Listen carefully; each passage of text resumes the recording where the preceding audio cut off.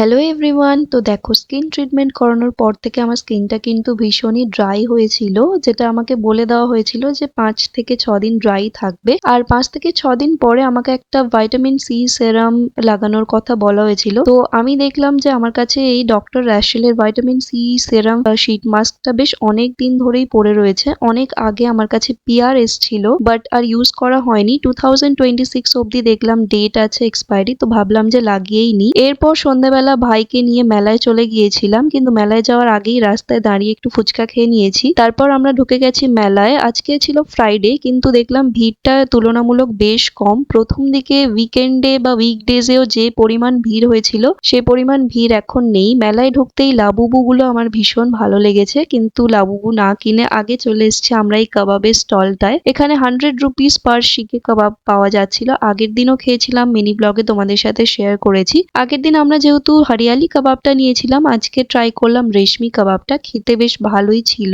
Next এরপরে আমরা মেলা ঘুরতে ঘুরতে চলে এলাম আর একটা স্টলে, আর এখানে বিক্রি হচ্ছিল মোমোস। তো আমরা এখান থেকে এক প্লেট চিকেন মোমোস নিয়েছিলাম। এটার প্রাইস পড়েছিল 70 রুপিস। 5 পিসেস মোমো ছিল। আর এরপরে আমরা চলে এসেছি এই স্টাফ টয়েস এর দোকানে, আর এখানে এসে এই বিল্লুটাকে আমার সবচেয়ে বেশি কিউট লেগেছে। এছাড়াও আরো অনেক অ্যানিমালস এর স্টাফ টয়েস ছিল। তারপরে আমরা দেখতে পেলাম এই বাবুই পাখির বাসাটা, যেটা ভীষণ ইউনিক লাগলো। আর নেক্সট আমরা চলে এসেছি এখানে এই ইলেকট্রিক নাগরদোলাটা চড়বো বলে, মানে জায়েন্ট হুইল যেটা। কিন্তু এখানে টিকিট কাটতে গিয়ে জানতে পারলাম যে এখানে অনলি ক্যাশ অ্যাকসেপ্টেড, আর আমরা যেহেতু ক্যাশ বেশি ক্যারি করি না, তিনজন মিলে ঘুরিয়ে গাড়িয়ে যেটুকু ক্যাশ হয়েছে দেখলাম 240 টাকা হয়ে গিয়েছে। 80 রুপিস করে পার হেড ছিল, তো 240 টাকা ম্যানেজ হয়ে যাওয়াতে আবারও টিকিট কাটতে চলে গেল ভাই। তো টিকিট কাটার পর এবার আমরা যাচ্ছি জায়েন্ট হুইলে। অ্যাকচুয়ালি আগে না রাইডস গুলোর প্রাইস অনেকটাই কম ছিল, কিন্তু এখন রাইডস গুলোর এত হাই প্রাইস করে দিয়েছে যে কিছু চড়তেই গায়ে লাগে। তবে মেলায় এসছি আর একবার অন্তত এই জায়েন্ট হুইলটা চড়বো না, এটা তো খুবই খারাপ লাগে। তো সেই জন্য অনেক ডিসাইড করার পরেই চলে এসছি জায়েন্ট হুইলটা চড়তে। তবে সত্যি সত্যি এটা চড়তে গিয়ে না পকেটটা পুরো ফাঁকাই করে ফেলেছি, কারণ ক্যাশ টাকা আর একদমই নেই। এখানে এসে জানতে পারলাম যে 3জন একসাথে ওঠা যাবে